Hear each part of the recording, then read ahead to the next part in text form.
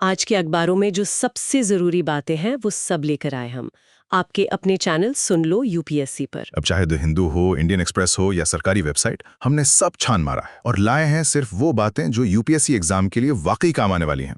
So sit back, relax और सुनो वो एनालिसिस जो तुम्हारे मेंस और प्रीलिम्स दोनों में फर्क डाल देगा। ये है तुम्हारा डेली लर्निंग डोज, आसान जुबान में, फुल एक्सप्लेनेशन के साथ। आज की तारीख है 27 नवंबर 2025। चलिए आज की चर्चा की शुरुआत करते हैं पॉलिटी और गवर्नेंस से, जो कि यूपीएससी का दिल माना जाता है। और आज तो इस सेक्शन में एक ऐसा टॉपिक है जो सीधे सीधे भारत के फेडरल स्ट्रक्चर, मतलब जो संघीय ढांचा है, उसकी आत्मा पर ही सवाल उठाता है। बिल्कुल। सुप्रीम कोर्ट का एक बहुत बड़ा फैसला आया है जो गवर्नर्स की शक्तियों को लेकर जो एक विवाद चल रहा था उस पर एक नई रोशनी डालता है। बिल्कुल, और देखिए ये सिर्फ एक फैसला नहीं है, ये एक एडवाइजरी ओपिनियन है। अच्छा। जो आने वाले कई सालों तक, मतलब केंद्र राज्य संबंधों की दिशा तय करेगी। ये मामला है 16th प्रेसिडेंशियल रेफरेंस का, जो संविधान के आर्टिकल 143 यानी 143 के तहत दायर किया गया था। सुप्रीम कोर्ट की 5 जजों की संविधान पीठ ने इस पर अपनी राय दी है और यकीन मानिए इसके हर शब्द के बहुत गहरे मायने हैं। तो चलिए इस पूरे मामले को एकदम शुरुआत से समझते हैं, एक एक परत खोलते हैं ताकि कोई कंफ्यूजन न रहे। सबसे पहला सवाल तो यही है कि आखिर ऐसी नौबत आई ही क्यों कि भारत के राष्ट्रपति को सुप्रीम कोर्ट से सलाह मांगनी पड़ी।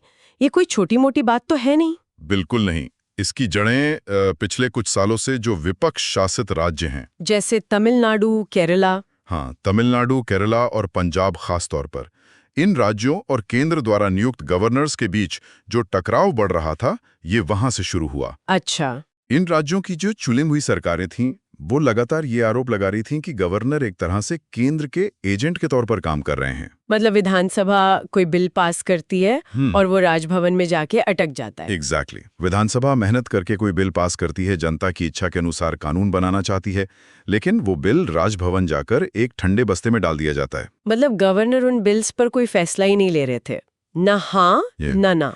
प्रिसाइजली। वो ना तो उन पर अपनी सहमति मतलब असेंट दे रहे थे, न उन्हें पुनर्विचार के लिए लौटा रहे थे और न ही उन्हें राष्ट्रपति के लिए आरक्षित कर रहे थे। तो बस उन पर बैठ गए थे। हाँ, वो बस उन पर अनिश्चित काल के लिए बैठ गए थे।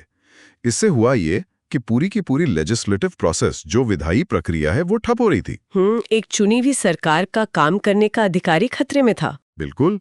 और मुझे याद है इस मामले में एक चिंगारी तब लगी जब अप्रैल 2025 में state of Tamil Nadu versus governor of Tamil Nadu case की सुनवाई हो रही थी। आपने बिल्कुल सही पकड़ा। उस केस में सुप्रीम कोर्ट की 2 जजों की बेंच ने एक बहुत ही महत्वपूर्ण टिप्पणी की थी। हाँ, उन्होंने कहा था कि गवर्नर्स के लिए बिल पास करने की एक रीजनेबल टाइमलाइन, मतलब एक उचित समय सीमा होनी चाहिए। आप लोकतंत्र में किसी बिल को हमेशा के लिए लटकाकर नहीं रख सकते। एग्जैक्टली। और 2 जजों के इसी टिप्पणी ने एक बहुत बड़ा संवैधानिक सवाल खड़ा कर दिया। और वो सवाल क्या था? सवाल ये था कि क्या जुडिशरी यानी न्यायपालिका एग्जीक्यूटिव के संवैधानिक पदों, जैसे गवर्नर या राष्ट्रपति, हाँ, उनके लिए कोई समय सीमा तय कर सकती है? क्या कोर्ट ये कह सकता है कि गवर्नर साहब, आपको 3 महीने या 6 महीने के अंदर इस बिल पर फैसला लेना ही होगा? ये तो सीधे सीधे सेपरेशन ऑफ पावर्स, शक्तियों के पृथक्करण के सिद्धांत से टकराता है। बिल्कुल। और इसी उलझन को सुलझाने के लिए प्रेसिडेंट ऑफ इंडिया ने संविधान के आर्टिकल 143 हाँ, उसका इस्तेमाल किया और सुप्रीम कोर्ट की संविधान पीठ से इस पर राय मांगी। तो अब आते हैं इस कहानी के क्लाइमैक्स पर। 5 जजों की संविधान पीठ ने इस बड़े सवाल का क्या जवाब दिया? देखिए, कोर्ट का जो मुख्य बिंदु था, the core of the opinion, वो ये था कि जुडिशरी गवर्नर्स या प्रेसिडेंट के लिए राज्य के बिल्स पर सहमति देने के लिए कोई निश्चित समय सीमा, अ फिक्स टाइमलाइन, तय नहीं कर सकती। मतलब कोर्ट ने साफ मना कर दिया। हाँ, कोर्ट ने साफ कर दिया कि वो कैलेंडर लेकर राजभवन के बाहर नहीं बैठ सकती। लेकिन क्यों? अगर गवर्नर अपनी शक्ति का दुरुपयोग कर रहे हैं तो कोर्ट को हस्तक्षेप क्यों नहीं करना चाहिए? इसके पीछे कोर्ट का तर्क क्या था? कोर्ट का तर्क सेपरेशन ऑफ पावर्स के सिद्धांत पर टिका है, जो हमारे संविधान की बुनियाद है। कोर्ट ने कहा कि देखो, संविधान ने 3 अंग बनाए हैं, विधायिका, कार्यपालिका और न्यायपालिका। Legislature, executive and judiciary. जी, कानून बनाना विधायिका का काम है, उसे लागू करना कार्यपालिका का और उसकी व्याख्या करना न्यायपालिका का। अगर कोर्ट गवर्नर के लिए समय सीमा तय करने लगेगी तो वो एक तरह से कानून बनाने का काम कर रही होगी। जो विधायिका का क्षेत्र है। सही पकड़ा। ये अपने अधिकार क्षेत्र से बाहर निकलना होगा। और सेपरेशन ऑफ पावर्स का सिद्धांत तो संविधान के बेसिक स्ट्रक्चर यानी मूल ढांचा का हिस्सा है, जिसे संसद भी नहीं बदल सकती। तो फिर कोर्ट कैसे बदल दे? कोर्ट ने अपने इस तर्क को और मजबूत करने के लिए संविधान के शब्दों का भी सहारा लिया होगा। हाँ, और ये बहुत ही दिलचस्प पॉइंट है। कोर्ट ने आर्टिकल 200 यानी 200 और 201 का जिक्र किया। इन आर्टिकल्स में बिल पर फैसला लेने के लिए एज सून एज पॉसिबल मतलब यथाशीघ्र इस वाक्यांश का इस्तेमाल किया गया है। अच्छा। तो कोर्ट ने कहा कि सोचिए, संविधान बनाने वालों ने जानबूझकर एज सून एज पॉसिबल लिखा। उन्होंने विद इन 30 डेज या विद इन 6 मंथ्स नहीं लिखा। क्यों? क्योंकि वो इसे गवर्नर के विवेक पर छोड़ना चाहते थे।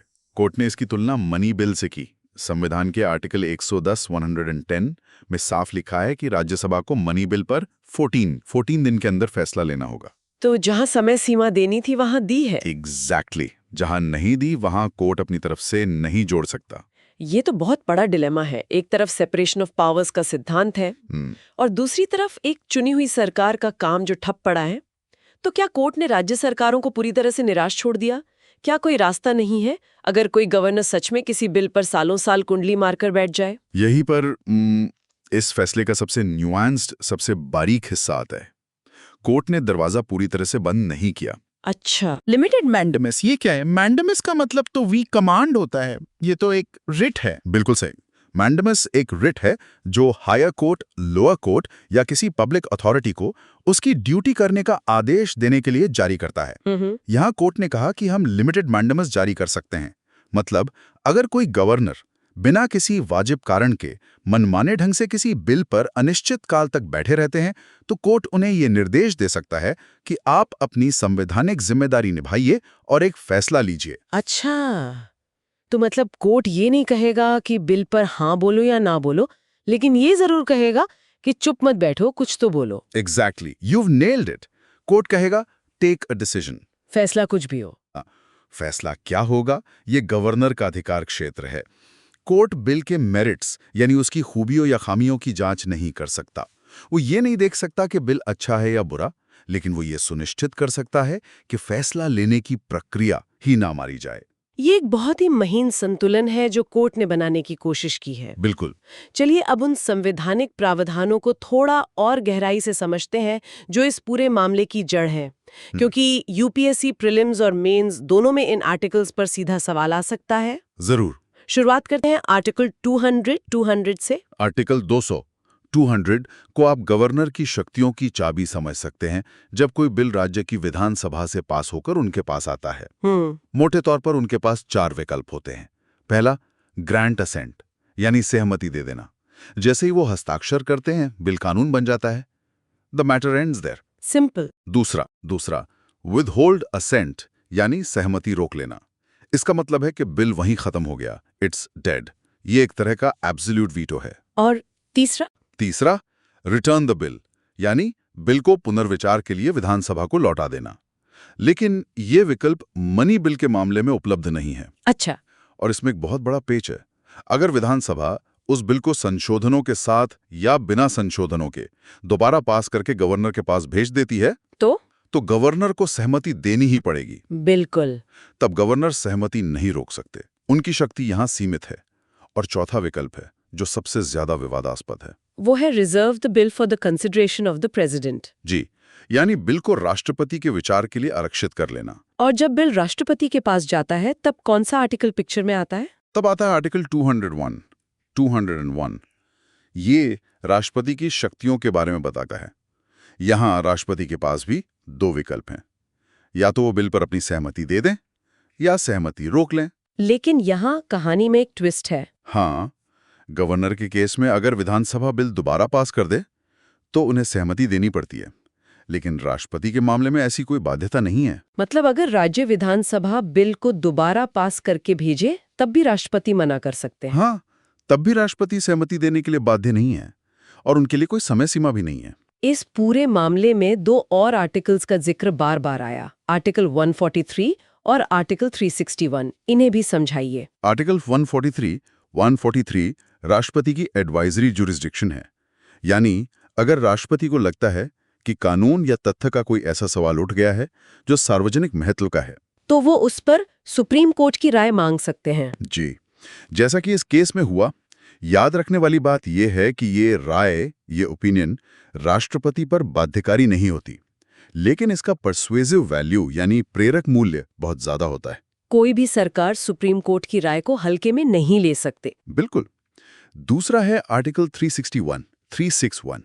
ये आर्टिकल गवर्नर और राष्ट्रपति को एक तरह की इम्यूनिटी यानी छूट या संरक्षण देता है। ये कहता है कि वे अपने पद की शक्तियों का प्रयोग करते हुए जो भी काम करेंगे उसके लिए किसी भी अदालत के प्रति जवाबदेह नहीं होंगे। लेकिन क्या ये इम्यूनिटी एब्सोल्यूट है? क्या वो कुछ भी कर सकते हैं और कोई सवाल नहीं पूछ सकता? नहीं, ये एब्सोल्यूट नहीं है। इसमें एक शर्त है और वो है माला फाइड्स की। माला फाइड्स एक लैटिन शब्द है जिसका मतलब है इन बैड फेथ या दुर्भावना। अगर ये साबित हो जाए कि गवर्नर या राष्ट्रपति ने कोई काम दुर्भावना से, किसी गलत इरादे से किया है, तो उनके उस काम की न्यायिक समीक्षा यानी जुडिशियल रिव्यू हो सकता है। तो ये इम्यूनिटी उन्हें मनमानी करने का लाइसेंस नहीं देती। बिल्कुल नहीं। तो अब इस पूरे फैसले को अगर हम एक तराजू पर रखें तो एक पलड़े पर है सेपरेशन ऑफ पावर्स और दूसरे पर है फेडरलिज्म। इस पर जो बहस छिड़ी है उसके दोनों पक्षों को समझते हैं। बिल्कुल। जो लोग कोर्ट के फैसले का समर्थन कर रहे हैं वो जुडिशियल रिस्ट्रेंट यानी न्यायिक संयम का तर्क दे रहे हैं। उनका कहना है कि कोर्ट ने संविधान की व्याख्या की है, उसे दोबारा लिखा नहीं है। उन्होंने अपनी सीमाओं को पहचाना है। हाँ, और विधायिका के क्षेत्र में कदम नहीं रखा। ये एक परिपक्व लोकतंत्र की निशानी है।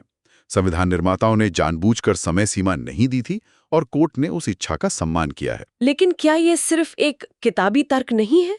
अगर जमीनी हकीकत में एक गवर्नर चुनी हुई सरकार के काम को सालों तक रोक कर रखे, तो क्या सेपरेशन ऑफ पावर्स का सिद्धांत जनता के जनादेश से बड़ा हो जाता है? आपका सवाल ही आलोचकों का सबसे बड़ा तर्क है। आलोचक क्या कह रहे हैं? उनका कहना है कि इस फैसले ने अनजाने में गवर्नर के पॉकेट वीटो को एक तरह से कानूनी मान्यता दे दी है।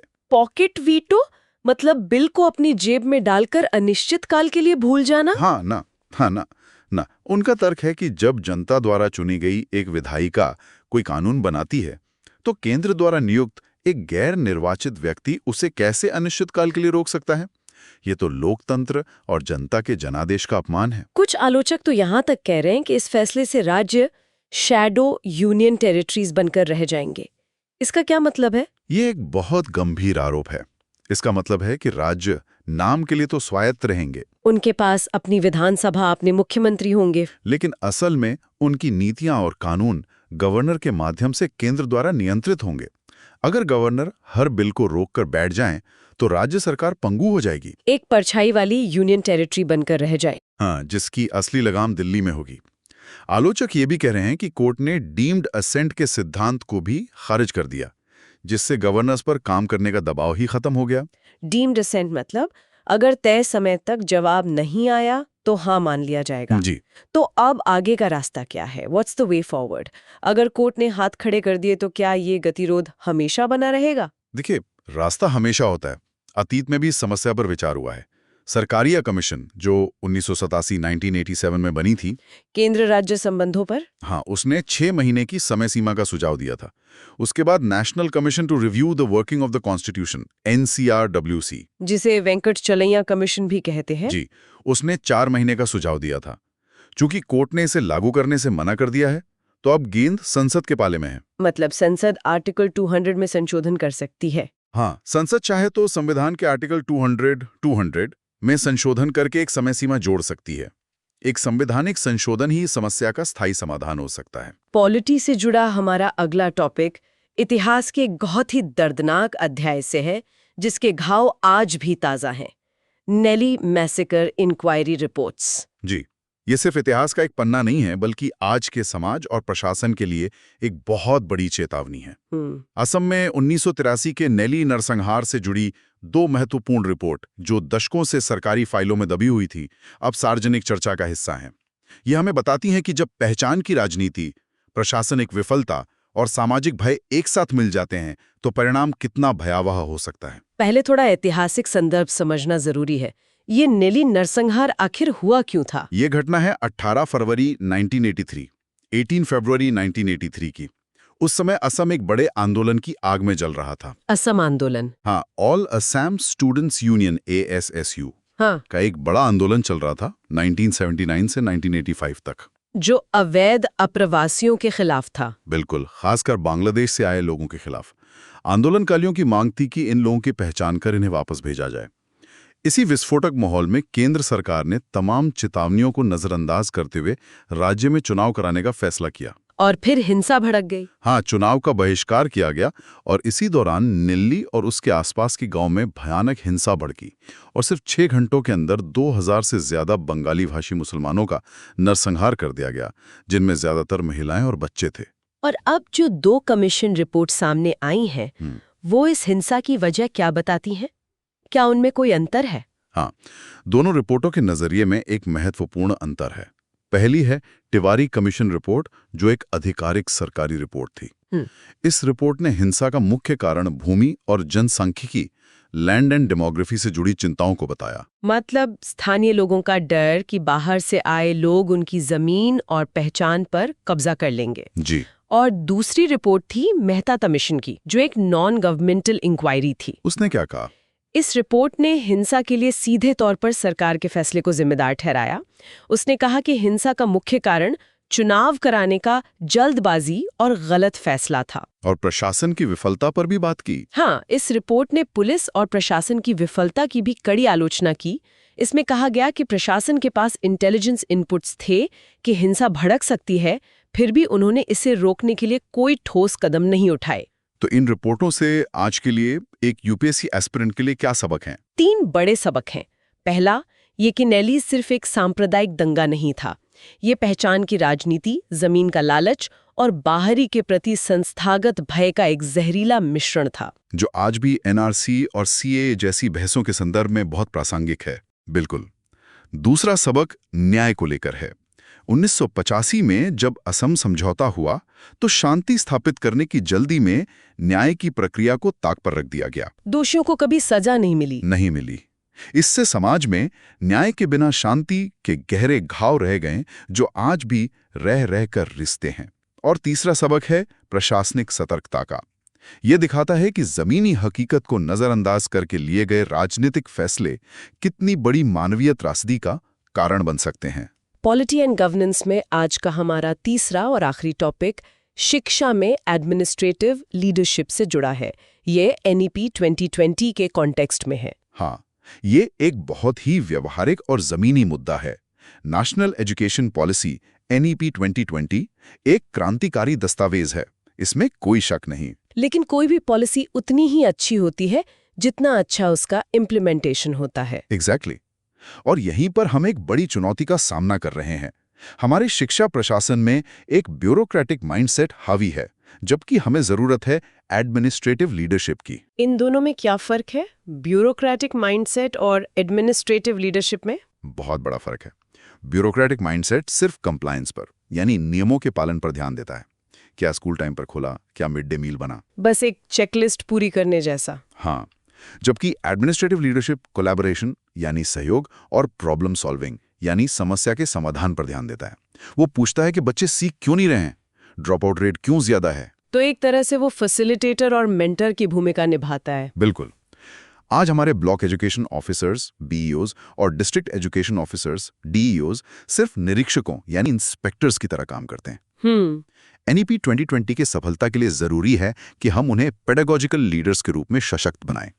वो शिक्षकों, अभिभावकों और समुदाय के साथ मिलकर स्कूलों को वाइब्रेंट लर्निंग स्पेसेस बनाएं, न कि सिर्फ नियमों का पालन करने वाली सरकारी इमारतें। चलिए अब रुख करते हैं इकोनॉमी का। अर्थव्यवस्था के मोर्चे पर भी आज कई बड़ी और दिलचस्प खबरें हैं। हाँ, सबसे पहले तो ministry of fisheries, animal husbandry and dairying ने basic animal husbandry statistics 2025 report जारी की है, जो हमारे लाइव स्टॉक सेक्टर के बारे में है। जी, जो हमारी ग्रामीण अर्थव्यवस्था की रीढ़ है। इसके अलावा शेयर बाजार में जो जबरदस्त तेजी आई है, उसके पीछे के कारणों को समझेंगे। और US की ट्रेड पॉलिसी में एक छोटे से बदलाव का भारत पर क्या बड़ा असर पड़ेगा, ये भी देखेंगे। बिल्कुल।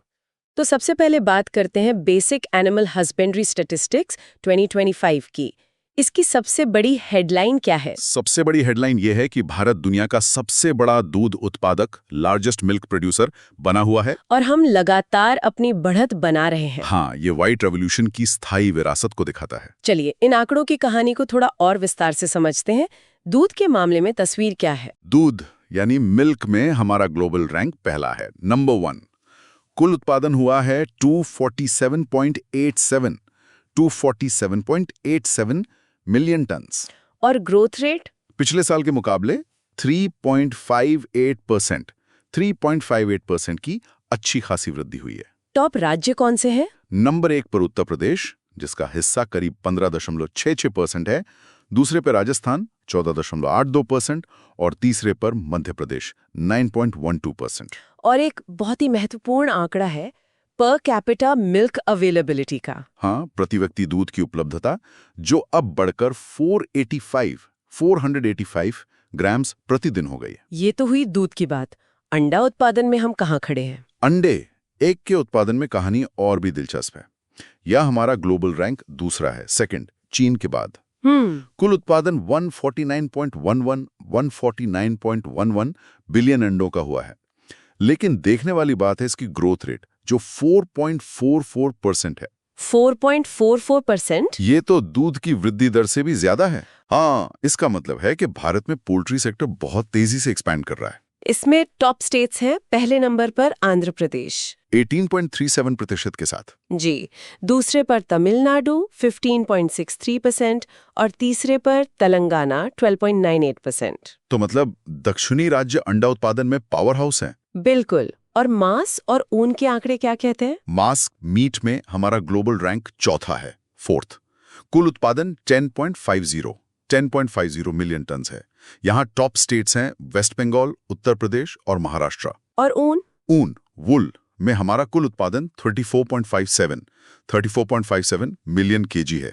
इसमें तो एक ही राज्य का दबदबा है, राजस्थान, जिसका हिस्सा लगभग 47.85% है। तो इन आंकड़ों के पीछे के ट्रेंड्स को अगर समझना हो तो क्या कहेंगे? ये बिल्कुल एक कहानी कह रहे हैं।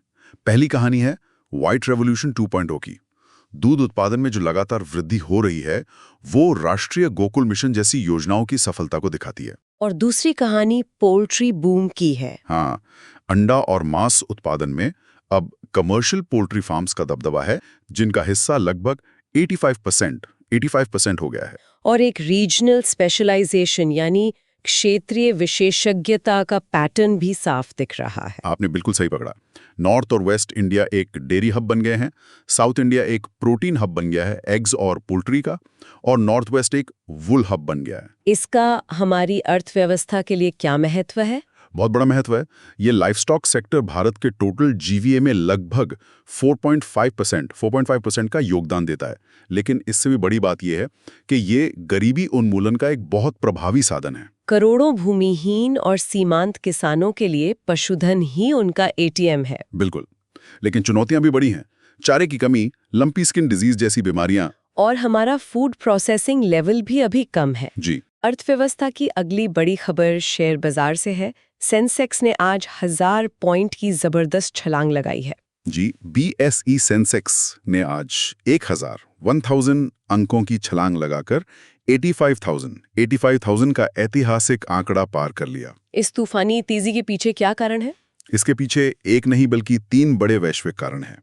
पहला और सबसे महत्वपूर्ण कारण है क्रूड ऑयल डिविडेंड। मतलब कच्चे तेल की कीमतें गिरी हैं? हाँ, ब्रेंट क्रूड ऑयल की कीमतें गिरकर $62 प्रति बैरल से भी नीचे आ गईं। अब इसके असर को समझिए।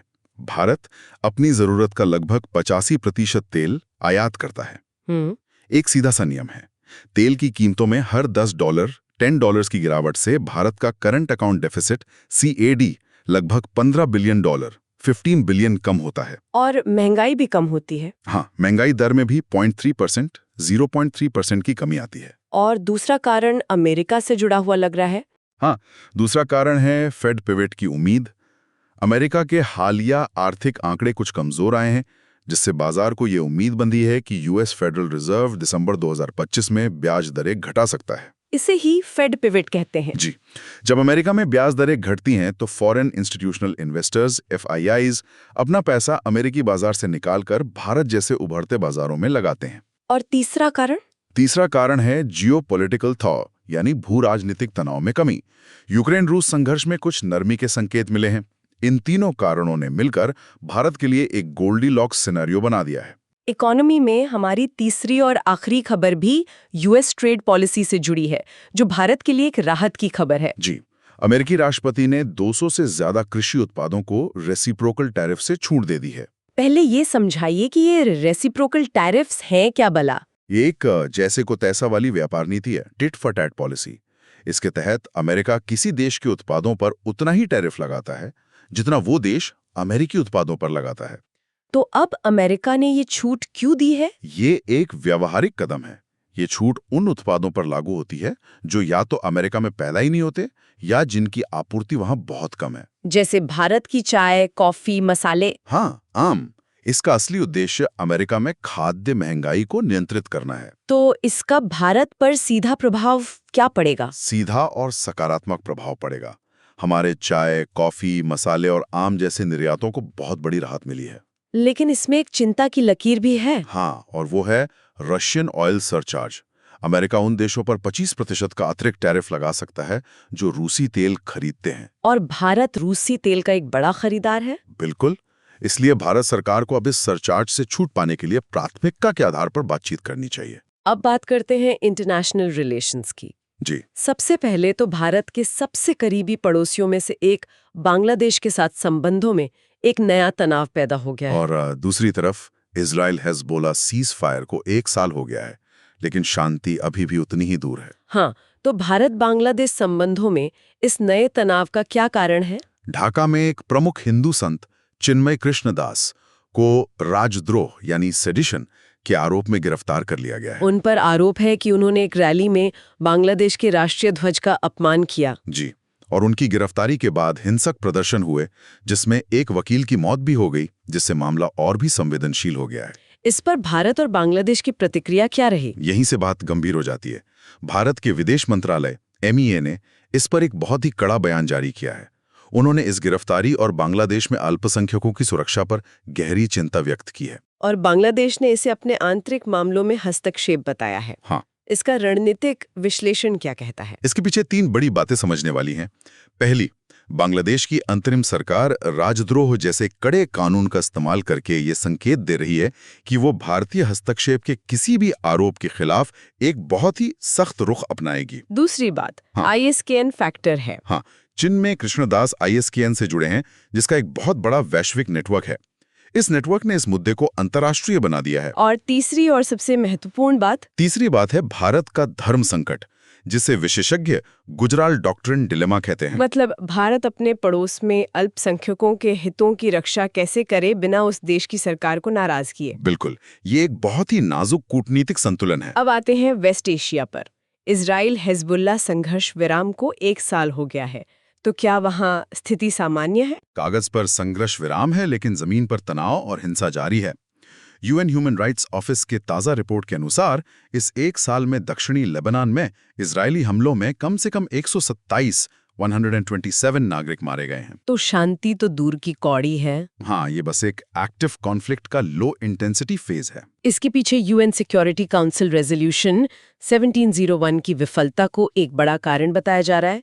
ये रेजोल्यूशन क्या है? रेजोल्यूशन 1701 2006 के युद्ध के बाद लाया गया था। इसमें कहा गया था कि दक्षिणी लेबनान में ब्लू लाइन और लितानी रिवर के बीच का जो क्षेत्र है वो लेबनान की सेना और यूनिफिल को छोड़कर किसी भी अन्य सशस्त्र बल से मुक्त होगा। लेकिन हकीकत में ऐसा हुआ नहीं। हिजबुल्लाह ने वो क्षेत्र कभी नहीं छोड़ा। और लेबनान की सेना इतनी कमजोर है कि वो उसे निरस्त नहीं कर सकती। दूसरी बात, यूनिफिल का जो मैंडेट है वो पीस कीपिंग का है, पीस एनफोर्समेंट का नहीं। मतलब वो शांति बनाए रख सकती है, जबरदस्ती लागू नहीं कर सकती। जी। इंटरनेशनल रिलेशंस में हमारा आखिरी topic India UE free trade agreement FTA पर है। जी। अब इसमें कुछ तेजी लाने की कोशिश हो रही है।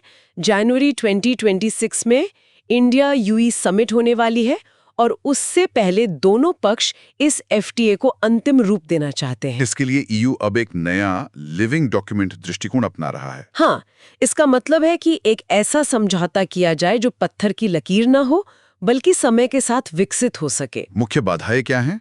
3 मुख्य बाधाएं हैं। पहली, CBAM, carbon border adjustment mechanism. ये स्टील और एल्यूमिनियम जैसे उत्पादों पर ईयू का एक तरह का कार्बन टैक्स है। भारत इसे एक नॉन टैरिफ बैरियर मानता है। जी। दूसरी बाधा है ऑटोमोबाइल्स, जहां ईयू टैरिफ कम करवाना चाहता है। और तीसरी है सस्टेनेबिलिटी क्लॉजेस, जिसे भारत गैर व्यापारिक मुद्दों से जोड़ना नहीं चाहता। इन मतभेदों के बावजूद ऐसी क्या वजह है कि ये बातचीत अभी भी चल रही है? वजह है स्ट्रेटेजिक कन्वर्जेंस, यानी रणनीतिक अभिसरण। आज की दुनिया में चीन की बढ़ती आक्रामकता और एक अप्रत्याशित अमेरिका को संतुलित करने के लिए भारत और ईयू दोनों एक दूसरे को एक बहुत ही महत्वपूर्ण रणनीतिक भागीदार मानते हैं। तो ये एफटीएस सिर्फ एक आर्थिक समझौता नहीं है, एक रणनीतिक लंगर भी है। बिल्कुल। एनवायरनमेंट और डिजास्टर मैनेजमेंट सेक्शन में आज एक बहुत ही अनोखी और दुर्लभ मौसमी घटना हुई है। जी हाँ, इसका नाम है साइक्लोन सनेयार। ये यूपीएससी प्रीलिम्स के लिहाज से एक बहुत ही महत्वपूर्ण टॉपिक है। तो साइक्लोन सनेयार इतना खास क्यों है? ये साइक्लोन मलक्का जलडमरू मध्य स्ट्रेट ऑफ मलाक्का में बना और इसने इंडोनेशिया के सुमात्रा द्वीप पर लैंडफॉल किया। ये दुर्लभ इसलिए है क्योंकि उष्णकटिबंधीय चक्रवात भूमध्य रेखा इक्वेटर के पास लगभग कभी नहीं बनते। ऐसा क्यों? इसके पीछे का विज्ञान क्या है? देखिए, चक्रवात को घूमने के लिए एक फोर्स की जरूरत होती है जिसे हम कोरियोलिस फोर्स कहते हैं। और भौतिकी का नियम है कि कोरियोलिस फोर्स भूमध्य रेखा पर शून्य होती है। तो वहां चक्रवात को वो शुरुआती घुमाव मिल ही नहीं पाता। एग्जैक्टली। तो फिर सियार कैसे बन गया? ये एक बहुत ही दुर्लभ संयोग होता है। सयार टाइफून वेमेई जो 2001 में बना था, उसके बाद इस क्षेत्र में बनने वाला इतिहास का केवल दूसरा ज्ञात चक्रवात है। इस घटना को इक्वेटोरियल साइक्लोजेनेसिस कहते हैं। इक्वेटोरियल साइक्लोजेनेसिस, ये याद रखना होगा। हाँ। तो क्या इस चक्रवात का भारत पर भी कोई प्रभाव पड़ा है? सीधा प्रभाव नहीं पड़ा, लेकिन इसका एक बहुत ही दिलचस्प अप्रत्यक्ष प्रभाव पड़ा है। इस चक्रवात की जो ऊर्जा है, जिसे वैज्ञानिक एटमॉस्फेरिक पल्स कहते हैं, वो वायुमंडल के जरिए हजारों किलोमीटर का सफर तय करके बंगाल की खाड़ी में पहुंच गई है। और इस अतिरिक्त ऊर्जा के कारण आईएमडी ने तमिलनाडु और अंडमान एंड निकोबार आइलैंड्स के लिए रेड अलर्ट जारी कर दिया है। इस फिनोमेनन को टेलीकनेक्शंस कहते हैं। जी। अब दिल्ली की हवा की बात करते हैं। CAQM ने JRAP के कुछ प्रतिबंध हटाए हैं। जी। दिल्ली का AQI थोड़ा सुधरने के बाद CAQM ने ग्रैप के स्टेज 3 को हटा दिया है। इसका मतलब है कि निजी निर्माण और BS3, BS4 वाहनों पर लगी रोक हटा दी गई है। लेकिन विशेषज्ञ अक्सर इस तरह के कदमों की आलोचना करते हैं। क्यों? विशेषज्ञ कहते हैं कि ग्रैप एक रिएक्टिव नीति है, प्रिएम्प्टिव नहीं। मतलब हम कुआं तब खोदते हैं जब आग लग जाती है। इसे योयो इफेक्ट भी कहते हैं। हवा थोड़ी साफ होते ही प्रतिबंध हटा देते हैं और प्रदूषण वापस आ जाता है। बिल्कुल। और ये एक विकेट प्रॉब्लम भी है। एक तरफ सार्वजनिक स्वास्थ्य है और दूसरी तरफ लाखों दिहाड़ी मजदूरों की आजीविका। इन दोनों के बीच संतुलन बनाना प्रशासन के लिए सबसे बड़ी चुनौती है। सही बात है। अब रुख करते हैं साइंस एंड टेक की दुनिया का। और आज यहाँ एक कहानी है 2 ऑब्जर्वेटरीज की, एक की सफलता की और दूसरी की विफलता की। ये कहानी है चीन की जूनो और भारत की INO की। क्या खबर है? खबर यह है कि चीन ने अपनी जैंगमेन अंडरग्राउंड न्यूट्रॉनो ऑब्जर्वेटरी जूनो के सफल होने की घोषणा कर दी है। और भारत की India based neutrino observatory INO, वो 2015 में मंजूरी मिलने के बाद भी आज 10 साल बाद भी एक कागजी परियोजना बनी हुई है। इससे पहले कि हम आगे बढ़े, ये न्यूट्रिनोज आखिर हैं क्या? न्यूट्रिनोज प्रकृति के सबसे रहस्यमयी सबएटॉमिक पार्टिकल्स हैं। उन्हें घोस्ट पार्टिकल्स भी कहा जाता है। वो ब्रह्मांड के कई बड़े रहस्यों को सुलझा सकते हैं, जैसे कि न्यूट्रिनो मास ऑर्डरिंग। न्यूट्रिनो मास ऑर्डरिंग, ये क्या है? देखिए, न्यूट्रिनो 3 प्रकार के होते हैं। मास ऑर्डरिंग का सवाल यह है कि इन 3 प्रकारों में से कौन सा सबसे भारी है और कौन सा सबसे हल्का। और ये जानना क्यों जरूरी है? अगर ये पहेली सुलझ गई तो हम शायद ये समझ पाएंगे कि हमारा ब्रह्मांड मैटर से क्यों बना है, एंटी मैटर से क्यों नहीं। तो भारत की INO परियोजना विफल क्यों हुई? इसकी विफलता के 2 मुख्य कारण हैं। पहला, कम्युनिकेशन फेलियर। हमारे वैज्ञानिक स्थानीय लोगों को ये समझाने में नाकाम रहे कि न्यूट्रिनो हानि रहित हैं। और दूसरा? दूसरा कारण था प्रोसेस फेलियर। परियोजना की पर्यावरणीय मंजूरी को अदालतों में चुनौती दी गई और सरकार इन कानूनी अड़चनों को समय पर दूर नहीं कर पाई। इसका परिणाम ये हुआ कि भारत विज्ञान की इस अंतर्राष्ट्रीय दौर में बहुत पीछे रह गया है। जी, हमने फर्स्ट मूवर एडवांटेज खो दिया है। साइंस एंड टेक की दूसरी खबर भी अंतरिक्ष भौतिकी से जुड़ी है। जी, वैज्ञानिकों ने पृथ्वी के वायुमंडल में सूर्यास्त के ठीक बाद होने वाले एक नए प्रकार के नॉन थर्मल रेडिएशन का पता लगाया है। इसकी फ्रीक्वेंसी 600 to 1700 किलोहर्ट्ज के बीच है। ये होता कैसे है? सरल शब्दों में, सूर्यास्त के बाद जब आयनोस्फीयर तेजी से ठंडा होता है और सिकुड़ता है, तो इससे पृथ्वी के मैग्नेटोस्फीयर में जो प्लाज्मा है उसमें एक तरह की अस्थिरता पैदा होती है। इसी से ये रेडियो तरंगें निकलती हैं। इसका व्यावहारिक महत्व क्या है? इसके दो बड़े महत्व हैं। पहला, ये लो अर्थ ऑर्बिट (LO) में घूम रहे उपग्रहों के संचार में हस्तक्षेप कर सकता है। और दूसरा ये हमें एक्सोप्लैनेट्स और मैग्नेटोस्फीयर का पता लगाने का एक नया तरीका दे सकता है। और मैग्नेटोस्फीयर का होना जीवन की संभावना का एक महत्वपूर्ण संकेत है। अब बात करते हैं आंतरिक सुरक्षा की। मणिपुर संघर्ष का असर अब पड़ोसी राज्यों पर भी दिखने लगा है। जी, और ये एक बहुत ही चिंताजनक विकास है। असम के Karbi Anglong autonomous council (KAC) ने एक ऐसा ऐलान किया है जिसने खतरे की घंटी बजा दी है। क्या ऐलान किया है KAC ने? KAC ने घोषणा की है कि वो अपने क्षेत्र में मणिपुर से आए कुकी प्रवासियों की पहचान करने और उन्हें वापस भेजने के लिए एक अभियान चलाएगा। तो ये मणिपुर के संघर्ष का स्पिलओवर इफेक्ट है। हाँ, ये दिखाता है कि संघर्ष अब सिर्फ मणिपुर तक सीमित नहीं रहा। ये पूर्वोत्तर में आदिवासी परिषदों, ऑटोनमस काउंसिल्स की बढ़ती स्वायत्तता और उपराष्ट्रवाद को भी उजागर करता है। आज की हमारी चर्चा में अब हम आते हैं सोशल जस्टिस, कल्चर और हेरिटेज सेक्शन पर। आज गुरु तेग बहादुर जी का शहीदी दिवस है। बिल्कुल, और गुरु तेग बहादुर जी का बलिदान सिर्फ एक ऐतिहासिक घटना नहीं है, बल्कि ये मानवाधिकारों और सामाजिक न्याय का एक ऐसा शक्तिशाली प्रतीक है जिसकी मिसाल दुनिया के इतिहास में मिलनी मुश्किल है। उनकी शहादत का सबसे बड़ा संदेश क्या है? उनकी शहादत का सबसे बड़ा संदेश है फ्रीडम ऑफ कॉन्शियंस, यानी अंतरात्मा की स्वतंत्रता का अधिकार। उन्होंने कश्मीरी पंडितों के धर्म की रक्षा के लिए अपना बलिदान दिया। जी, ये बात उन्हें इतिहास में अद्वितीय बनाती है कि उन्होंने अपने धर्म के लिए नहीं, बल्कि दूसरों के धर्म का पालन करने के अधिकार के लिए अपनी जान दी। तो उन्हें मानवाधिकारों का एक प्रणेता कहा जा सकता है? निश्चित रूप से।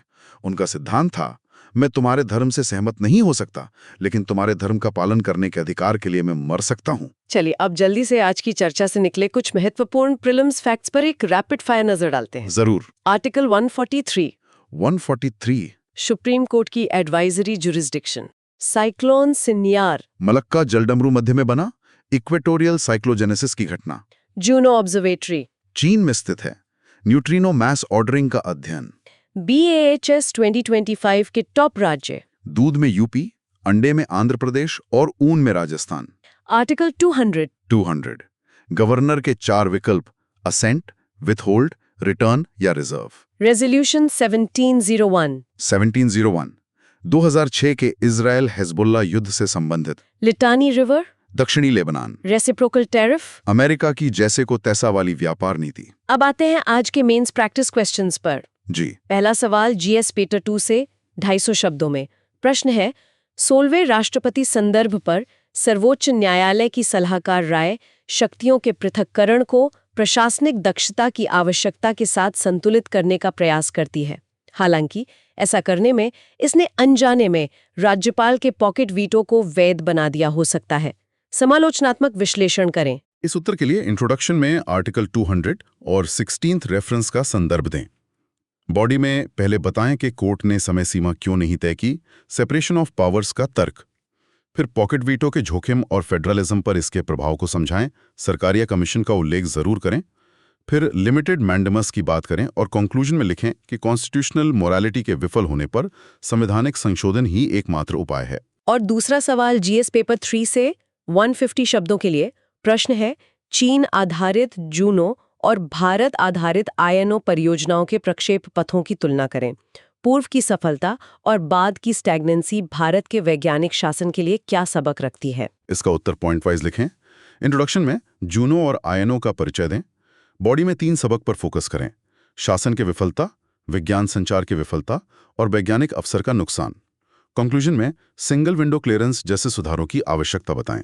चलिए अब अपनी तैयारी को परखते हैं आज के क्विज के साथ।